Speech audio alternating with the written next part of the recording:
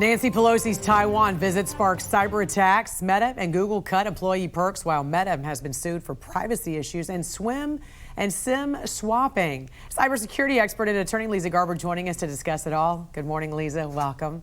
Hi, Jan. Great to see you this morning. You as well. So what are we seeing in the world of cyber attacks across the world from China after Nancy Pelosi's visit to Taiwan? What impact has that had? There's some cyber attack drama going on right now in the midst of chaos surrounding Pelosi's visit to Taiwan. We saw quite a few major cyber attacks hit government websites, including the president's website, Foreign Affairs, and then we also saw cyber attacks hit 7-Eleven.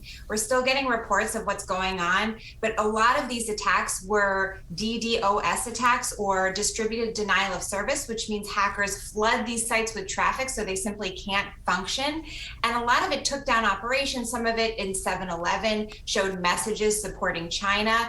It looks like a lot of the IP addresses originated from Russia and China. It's not known if it's the nation states acting or hacker groups. Hopefully we'll find out more. And let's talk about the Meta lawsuit. A new lawsuit in California pointing the finger at Meta and a variety of hospitals for violating patient privacy. How so? And what are the consequences of this? This is a large class action lawsuit coming out of California, as you said, against Meta and dozens of hospitals. Unfortunately, this is scary stuff.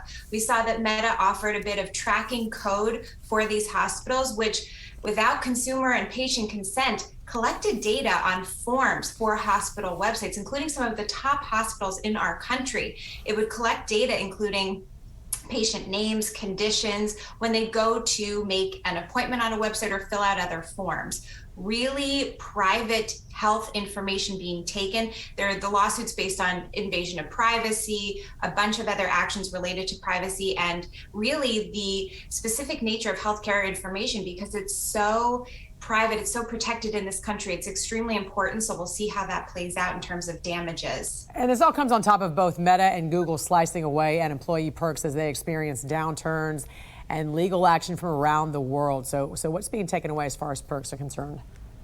To continue on the negative news for Meta and then also big tech, we've seen a lot of the stock slide. We've heard reports that they're having hiring freezes, not just at Meta, but at Google, other companies as well in this genre.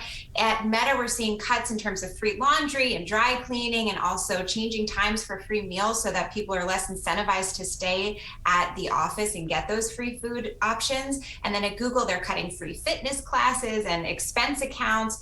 This is just on the tail of stock prices dropping, all of these companies being hit with antitrust investigations and lawsuits around the world, including the US, of course. And we're seeing stock prices drop. So a lot of these companies are struggling right now. And there's a new con called SIM swapping. My goodness, say that 10 times fast, right? It's where scammers are targeting your personal information on your cell phone. They're accessing your bank account and they're essentially stealing all your money. What is this SIM swapping and how can you protect yourself? SIM swapping, put very simply, is when a hacker uses identity theft to inherently trick a phone carrier, your mobile carrier, into switching your phone number to their device. This matters because many of us have turned on multi-factor authentication for our bank accounts, for social media, for email. So a secondary password or a passcode is sent to your phone to authenticate you and give you access. Well, if a hacker has access to those text messages, they can get in and steal money from you. They can steal personal information. And the way this happens all comes back to identity theft. So the more that you put about yourself on social media, online, is problematic. We also need to lock down our mobile accounts. Make sure to update your PIN, update your passwords, understand which accounts are connected to multi-factor authentication on our phone. This is a huge scam. The amount of money is in the millions of dollars being stolen from consumers. It's really risen in the past 2 years. SIM swapping sounds complicated, but it all comes back to identity theft. I'm trying to understand though, if you have two-factor authentication and you have to receive that particular authentication coming to your phone, is this going now to somebody else's phone as well? Yes, they've basically stolen your phone number so that your phone is not connected to your own phone number anymore. The hacker has it. It's really scary stuff, Wow. especially because your phone number is really as valuable as your social security number these days.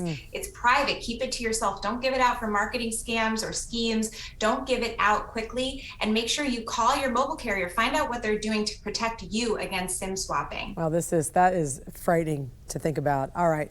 Leeza Garber, always great to talk to you and get your expertise on this. We I wish appreciate I had it. happier news today, but protect yourself. All right. Have a great week. Thanks so much for joining You us. too. We appreciate it.